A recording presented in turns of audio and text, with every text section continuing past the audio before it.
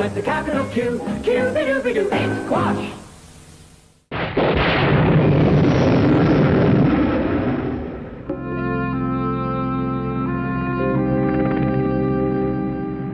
Do Not Forsake Me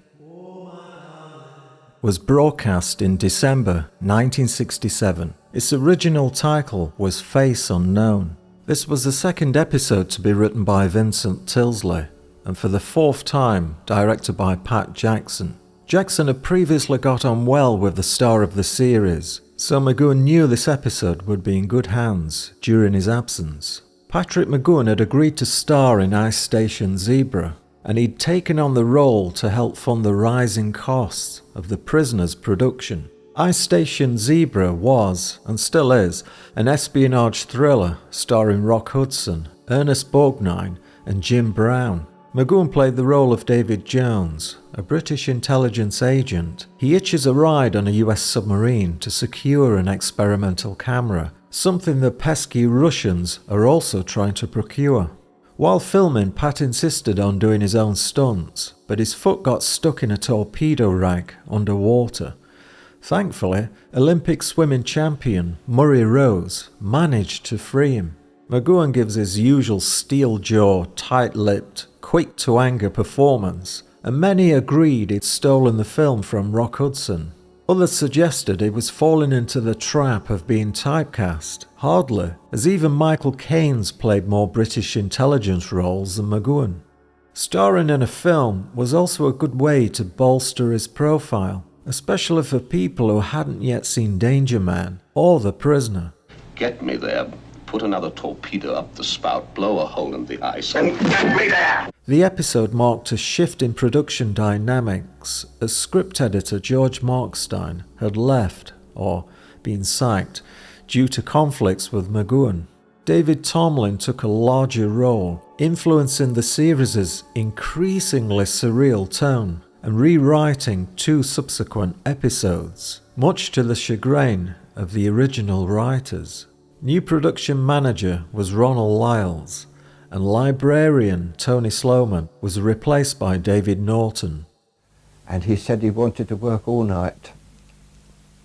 He wanted to see the episode that Pat Jackson had filmed. And he worked all night on it, and he said, we're going to reshoot it, or we're going to reshoot some of it. I don't like it. Tilsley's original script differed significantly from the final version. In an earlier draft, number 6 in the Colonel's body, named Oscar, awakes in a furious mood and attempts to resign, only realising his altered appearance at the office, plus finding out there's a missing year from his life. The final draft simplified this narrative, but Tilsley was reportedly unhappy with the changes, which reduced the story's coherence, particularly the ending. He went on to state, I cooked up this idiotic story about a professor who could transfer the mind from one person to another. It was a terrible idea, but all I could think of at the time. I didn't like the episode anyway, and it was heavily rewritten by David Tomlin. Patrick has to go to America for a while, and it would be amazingly helpful if somebody could come up with a story where Patrick wasn't in. Wouldn't it be nice to write Hamlet without the prince?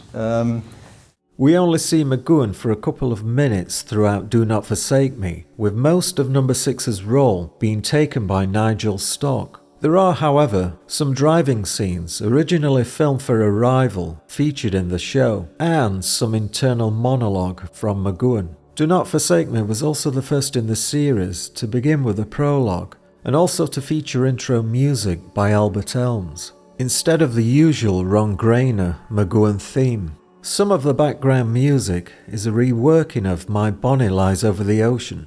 That had been the first song the Beatles charted with, then as a backing band for Tony Sheridan. Eric Myville, music editor, recalled that McGowan had whistled the song to him and asked for it to be included in the episode. Perhaps an in-joke, knowing that he was the one across the ocean filming Ice Station Zebra. On McGowan's return, Myville recalls Pat hovering around the cutting rooms, anxiously pacing up and down, smoking cigs, and eager to check on the latest edit. Back in the surreal, Kafkaesque universe of The Prisoner, the individual struggle against oppressive systems is a recurring motif, rendered through a blend of psychological drama, science fiction, and allegory. The episode Do Not Forsake Me stands as a peculiar yet profound exploration of identity, autonomy, and the ethics of technological manipulation. Not so loved by fans, and often rated as the worst episode. Let's see what positives we can extract. Do Not Forsake Me begins with a darkened office, lit only by a large projector screen. We see a luscious view of mountains, the Eiffel Tower, Beachy Head Lighthouse, and what looks like Durdle Door. Voices discuss the techniques they've tried to elicitate a hidden clue from the apparently mundane photographs. We learn the photographer is a scientist, as John Wentworth, playing Sir Charles Portland, ponders over the various locations, from Loch Ness to the Yorkshire Moors. On slide 6, we see Professor Seltzman, as Sir Charles's colleagues pitch in with technical data regarding the other slides. The two discuss the problems with breaking a code and the likely possibility that there isn't a code after all. However, Sir Charles still seems resolute in his belief, and he asks if they know where Seltzman is. We just haven't thought of it. And I don't accept that it is impossible to do so. Do we know where Seltzman is? We then cut to the familiar roar of thunder, leading us into the iconic and exciting intro to The Prisoner. This was the first time an opening scene had been used in the series. These helicopter shots were filmed in September '66 as part of the original location shoot. There's quite a lot of this footage, as it was important to get the money's worth from the hire-out. Across numerous episodes, one can see the real pilot throughout, along with various stand-ins used to play the actors. As said in earlier videos, this wouldn't have been clear on 60s TV. I think it's a shame Port Miriam got rid of that swimming pool. Health and safety and all that. These girls, these slim girls, obviously look so much in danger. Kids, we once had towns that didn't have railings, bollards and barriers everywhere. Number 2, as played by Clifford Evans, is observing number 6's morning routine. Number 2 speaks aloud, gently urging number 6 to relax, and it won't be long now. 6 evidently can't hear him, so he's speaking to himself. A sign of madness. Says me speaking to myself. Hello. We cut to a familiar view of the village, and this footage was taken from a Rivals production, with extra Cynthia Jones driving HLT 709C. We can also spy McGowan in the back seats. We now see Nigel Stock, who plays the Colonel, enter number 2's abode. And finally, someone straightened out that metal facade door frame. This long shot shows a stand-in for Nigel as he walks towards number 2. 2 cordially greets the Colonel with pleasantries, and he asks what his duties are for the upcoming mission. The Colonel states he only knows he was sent here by the highest authority. 2 asks the Colonel his opinion on number 6, whose actions are being displayed on the monitor, and he abruptly answers that 6, who's seen pacing around his room, must be rather stupid. 2 tells him he couldn't be more wrong, and that 6 is the most interesting citizen from every point of view. Number 2 asks if the Colonel has ever heard of Professor Seltzman. 2 goes on to explain that Seltzman, a neurologist, who became fascinated with the study of thought transference. His work took him much further, and he'd actually developed the process where one person's psyche could be transferred to another. The Colonel seems incredulous to this proposition and asks, where is Seltzman? 2 explains that the only man who may know of his whereabouts is number 6. 2 goes on to elucidate that if one side could infiltrate the other using this technique, the knowledge gained would be most beneficial. They could break the security of any nation. My mind is cast back here to the chimes of Big Ben, where number 2 is played by Leo McKern, tells 6 that both sides are identical and working for the same master. In the original script, number 2 had to grab the Colonel's attention in a more menacing manner. His original dialogue was to be, "Don't you ever wonder what happened to them, your ex-masters? It's comforting to know one won't be mourned. I should hate to cause you grief." 2 and the Colonel enter the examination room, where we are told their experiments can erase a man's memory back to any point that they choose. We see a poor villager who's strapped to the table and told he's given up all he was asked for within 3 days. They'll then wipe out any memory of him being in the village and put him back into circulation. With hardly any persuasion. So now we wipe out all unhappy memories of the village and put him back into circulation to gather more information. Metaphorically, the mind swap represents the ultimate violation of personal sovereignty. Number 6, already imprisoned physically in the village, now faces an existential assault. The theft of his very self. The village's authorities, faceless and bureaucratic, symbolize any totalitarian regime that seeks to control not just bodies, but thoughts. In the real world, this resonates with historical practices like psychological warfare, propaganda, or even modern surveillance states that mine personal data to predict and manipulate behavior. The episode's opening poses a question. What happens when the state can rewrite the essence of who you are? These shots of the security guards were filmed in August '67 by the 2nd Unit, using Frank Mayer as Pat's double. A rather lovely day for filming, by the look of it. And here they are dragging Frank into the taxi. Number 2 shows the Colonel the workings of the mind swap machine, created by Seltzman, complete with a familiar thunderclap from the show's intro. This is abruptly cut to showing Patrick McGoohan laid out on the table, just about to undergo this medical or scientific procedure. The device with which Seltzman finally succeeded in switching the minds of 2 people.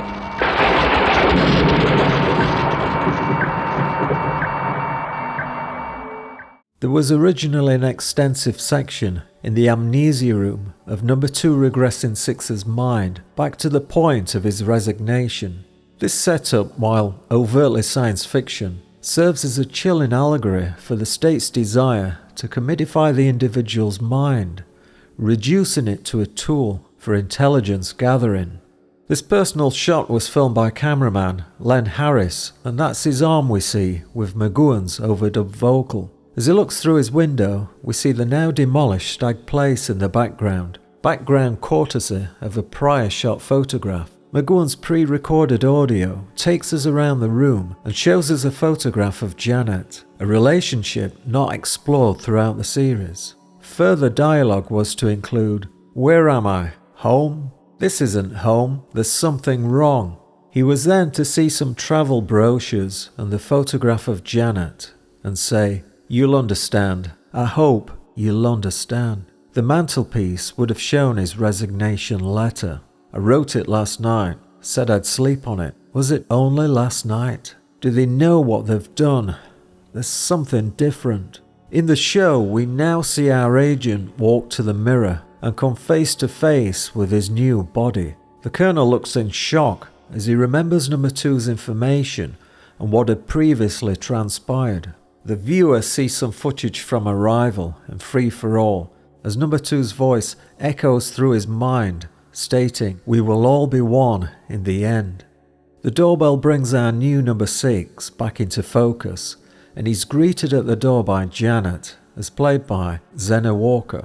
When Janet is at the doorstep, the background should show the opposite house in Buckingham Place. Was this intentional to suggest things aren't what they seem? Janet's perplexed when she sees this stranger at the door and goes off to check the house for a fiancé. Number 6, as the Colonel, has a look of anguish on his face, and he mentally prepares for the task of trying to convince Janet that he's really her fiancé. Zena's character looks slightly alarmed as she quizzes this apparent stranger on why he's there. Number 6 can't quite bring himself to tell the poor girl, and offers up some details regarding her being fitted for a party dress. Janet remembers that was from a year ago and adds that she hasn't seen him since. We can then conclude that the prisoner has been stuck in the village for just over a year. Number 6 in the body of the colonel looks visibly shocked to find out he's been incarcerated for such a long time. And by the way, the statue on the hallway table looks as if it may be Atlas, a little Easter egg for the keen viewer. We also learn that Janet is the daughter of Sir Charles Portland, and as she's heading off all distressed, our number 6 tells her he'll have some information, of which he'll provide at a party. We cut to the same office featured in the prologue, where Sir Charles is meeting with 2 colleagues. Janet inconveniently enters the room and is mildly berated by her father. At the back of the room, we can see one of the statues from the village's woodland, with a second on top of the bookshelf. Janet explains the displeasure from her father sending her fiancé on his last mission, unable to get in touch with her. When she mentions his friend, Charles's interest peaks and asks for more information. He goes on to state that it wasn't he who was responsible for Six's absence. Janet is frustrated by her father's words, as due to the very nature of the business, she can't tell whether he's lying or not. Here we see Nigel Stark as the colonel's body, with number 6's mind, jump into the stand-in Lotus 7. This was actually Frank Rycroft's car, decked with the Car 120C number plate, especially for these scenes. They were only allowed to drive up then down Buckingham Place due to the technically false reg plates. Also, as Nigel didn't drive, a stand-in was used for the scenes, and apparently when Frank got his car back, there'd been some damage to the side wings.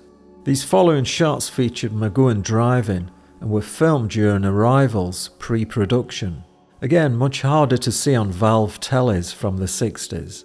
And here we see a different office set that was built just for this episode.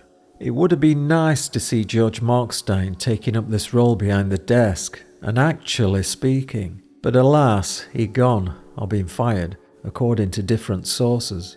Number 6's mind in the body of the colonel shakes the desk clock by the lapels and insists on seeing Sir Charles. Danvers is played by Patrick Jordan, and he'd also appeared in the Danger Man episode, The Mercenaries. Our agent goes through somewhat embarrassing facts regarding Danvers's personal history, gently mocking him for his elocution lessons and being favoured for his typing rather than anything else. After starting to mention a brief trip to Paris, the doors open and a higher staff member quizzes 6 on his credentials. Our agent informs the man that his codename in Germany was Schmitz. This is the Germanic version of Smith, the surname number 6 uses in many happy returns. Our agent again provides all the correct answers, and more. He now has the full attention of his colleague.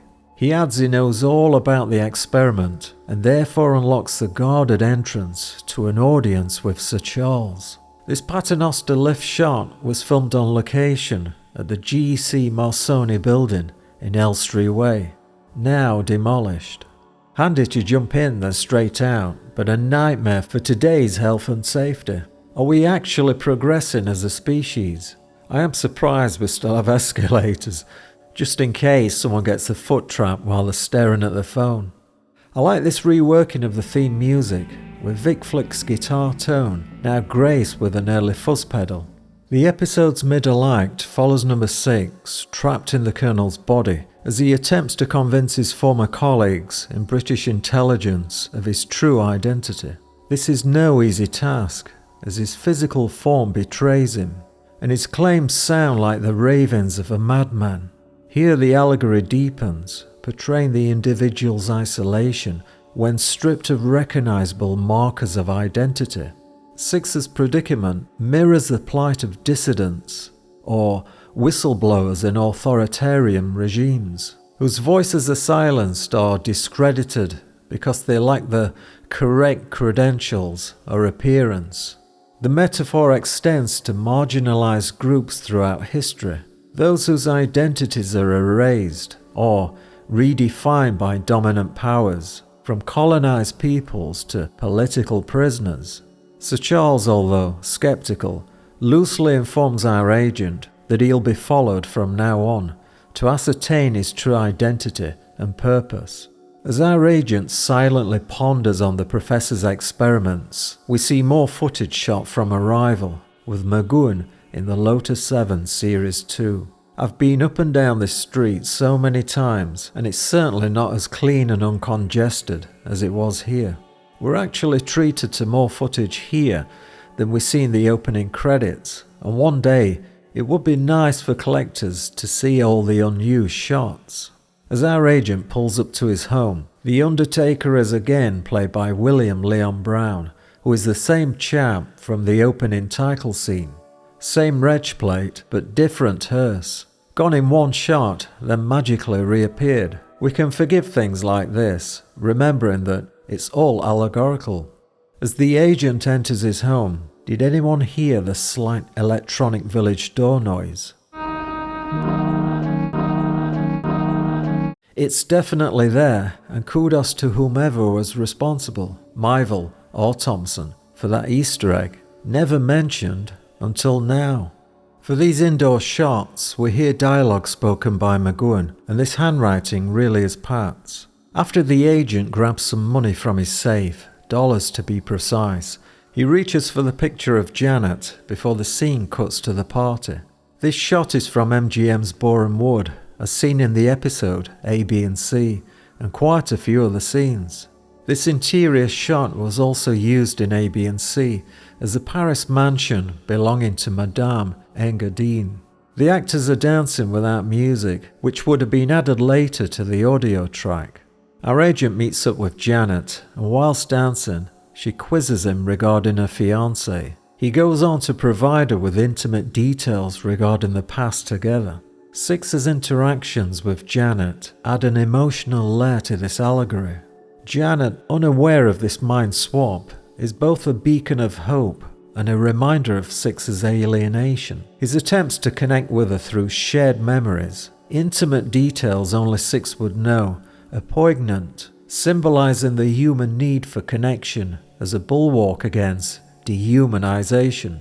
Yet, even here, the metaphor of control sustains. The village's manipulation of Six's identity threatens to sever his personal relationships, a tactic used by oppressive regimes to isolate dissenters. The scene where Janet recoils from number 6's unfamiliar face is quite sorrowful, a visual encapsulation of the loss of trust that accompanies identity theft.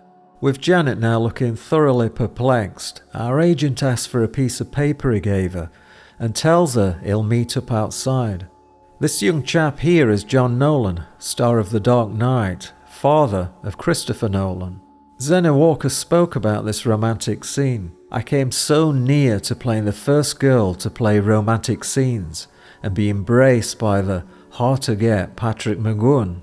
On the other hand, it's something of a relief, as I'd never met Pat before, and I'd probably been scared stiff.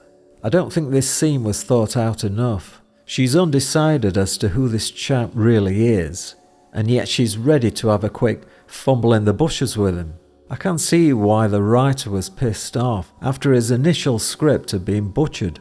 This cuts to a real camera shop in Alban called World Cameras. Those were the days. Take your film down to the shop to be developed. There's Bob Monkhouse on that camera poster. For any Americans watching, Bob was England football manager until 1990. Years later, this doorway had stills from this episode proudly displayed for customers to look through. The photography shop manager is played by Lockwood West, father of Timothy West. God, that makes me feel old. Our agent is there to pick up some photographs he'd left a year prior, all the while being watched over by an I.O. called Potter. Not the same. As the keeper returns to number 6, our agent notes that his photographs had been taken out prior to his arrival. However, no damage was done because Mr. Carmichael returned your transparencies the moment he discovered our mistake.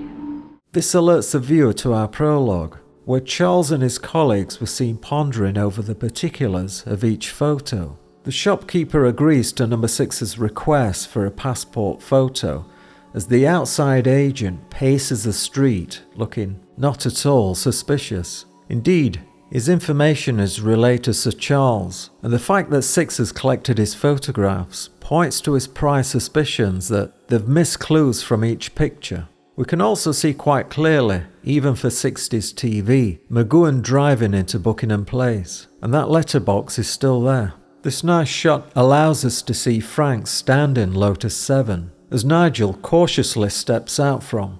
XP4, a fellow agent, checks in to say number 6 has gone inside his home. In the original production order of Prisoner episodes, Many Happy Returns was shot prior to Do Not Forsake Me. Now we know our agent has been away from his home just over a year. It's clear we should then view Many Happy Returns after this episode. The reason being, number 6's home hadn't been changed in any way. He still owned the lease to the house, and indeed the car, all of which had changed once Mrs. Butter Wouldn't Melt had temporarily moved in. However, in the UK run of the series, Many Happy Returns was broadcast much earlier. Amazingly, when Channel 4 rerun all the series, they put out Many Happy Returns directly after arrival. Talk about being inept. Number 6 sets up his projector, an Aldis Tutor 1000, and writes down each letter from Saltzman's surname. His original name was to be Saltzman, but adding numerals to each letter would have given us 2 of the same number. Number 6, the man, chooses the corresponding photographs to view from the projector. With special glass lenses, he's able to piece together the hidden words. Kandersfeld, Austria. The narrative pivots as 6, still in the Colonel's body, sets out to find Professor Saltzman, the Mind Swap's creator, in Austria. This quest introduces a classic prisoner trope, the search for an elusive truth that promises liberation, but may be another trap. Saltzman, a brilliant but morally ambiguous scientist, embodies the archetype of the innovator whose creations outstrip ethical considerations. His technology, intended perhaps for noble purposes, has been co-opted by the village, illustrating the allegory of science as a double-edged sword. This mirrors real-world examples like the atomic bomb, gain-of-function research, or modern AI, where breakthroughs intended for progress are weaponized by those in power. After seeing stock footage from Dover Docks, this following film was courtesy of World Backgrounds depicting Villefranche-sur-Mer. That shot of the motorway is interesting because it's just as clean as it was nearly 60 years ago. The journey to Austria, depicted through tense travel sequences, can serve as a metaphor for the individual's odyssey through a world of deception. Six's determination to find Saltzman reflects his refusal to surrender agency, even when his very self is under siege. The Austrian Alps, with their stark beauty, symbolise both freedom and isolation, a fitting backdrop for a man wrestling with his fractured identity. For intelligent viewers, this evokes existentialist themes, particularly Sartre's notion of being for others, where one's identity is shaped by external perceptions. Six's struggle to assert his true self against a world that only sees the Colonel underscores this philosophical tension. This footage is Seefeld in Austria and taken from a Pan Am travel documentary, Wings Over Austria. This cafe scene is back at MGM Boreham Wood, and this line saying "Welcome to the village, sir," was intentional. The original direction was to have Oscar looking up sharply at this word. Oh, welcome to the village, sir. The agent number 6 finally tracks down the professor to a small barber shop, all the while being followed by Agent Potter. Not really wishing for a shave, our agent informs Saltzman that his real identity is somewhat different to the man sitting before him. He takes out John Drake's, number 6's mugshot to show the professor. Our agent goes on to tell Saltzman that his invention works. Saltzman needs to have proof that our agent is the one he knew, and puts forward the idea that his handwriting should be the same. The professor had actually saved a letter sent to him by number 6, and on showing the envelope to the camera, we can see the in-joke in the address. Portmeirion Road, albeit with Scotland as a country rather than Wales. After seeing both sets of handwriting are identical, the professor realises our agent is indeed one and the same. Upon finding Seltzman, the episode confronts its moral core. Seltzman reveals that the mind swap is reversible, but the process is fraught with risk. More crucially, he grapples with the ethical fallout of his invention, admitting that he never anticipated its misuse. If we are taken by the side that hasn't, you must learn to accept yourself as you are. This moment crystallizes the episode's cautionary tale about technological hubris. Seltzman's remorse parallels figures like J. Robert Oppenheimer, who lamented the destructive legacy of the Manhattan Project. In a contemporary context, it evokes debates over AI ethics, where developers must weigh the societal impact of their creations. The episode suggests that the moral failing lies not in the technology itself, but in the absence of accountability for its use. Seltzman was originally to have stated, "Both sides have stolen my device. I didn't think anyone would use it, not until they knew how to reverse the process. That's why I disappeared, so they shouldn't find out the process." Seltzman tells Number 6 that he does have the reversal process, but it could be dangerous. Potter, now parked nearby, heads for the barber shop, as Number 6 hides in the cellar. This staircase here was used as the bell tower in Checkmate and It's Your Funeral, later seen again in The Girl Who Was Deaf. We're entertained here with a good scrap in the cellar, where for certain shots one can clearly see the stuntmen crashing about. As the two are destroying the professor's makeshift laboratory, we see a haze of green gas being sprayed as our resident undertaker is seen walking down the stairs. We cut to the familiar overhead shot of the village, where both the professor and the colonel's body have been taken. It's quite poignant now to know this helicopter was destroyed in the 80s, killing all three inside. Finally, we once again see Number 2, as played by Clifford Evans. Evans was the only Number 2 to have worn his badge on the right lapel.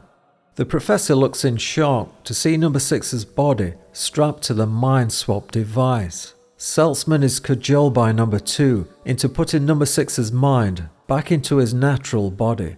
Seltzman states that he will go ahead with the reversal, but on his own terms.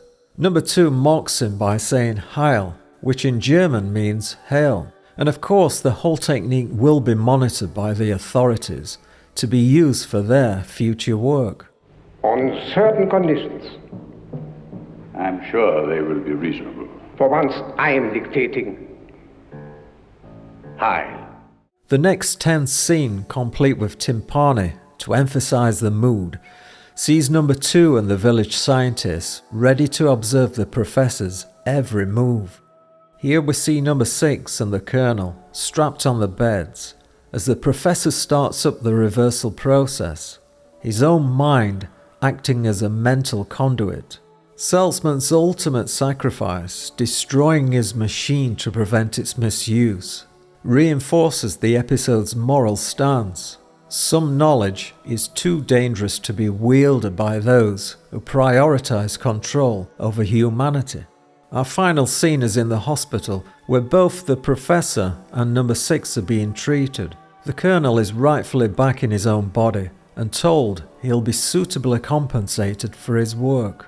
As the colonel leaves for the helicopter, the professor awakes and he manages to mumble to Number 2, "Please tell Number 1 that I did my duty."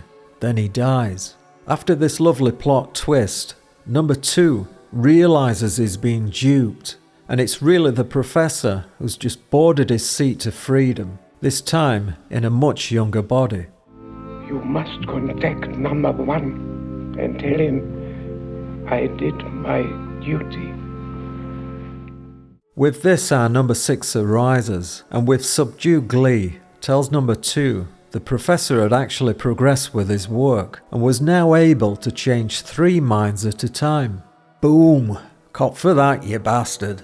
The original script had Number 6 sitting with a dying Saltzman, before revealing that the reversal process did not need 3 men. He says, "Only one could end up free. It could have been me, but I felt it should have been Seltzman, because I'm going to escape anyway."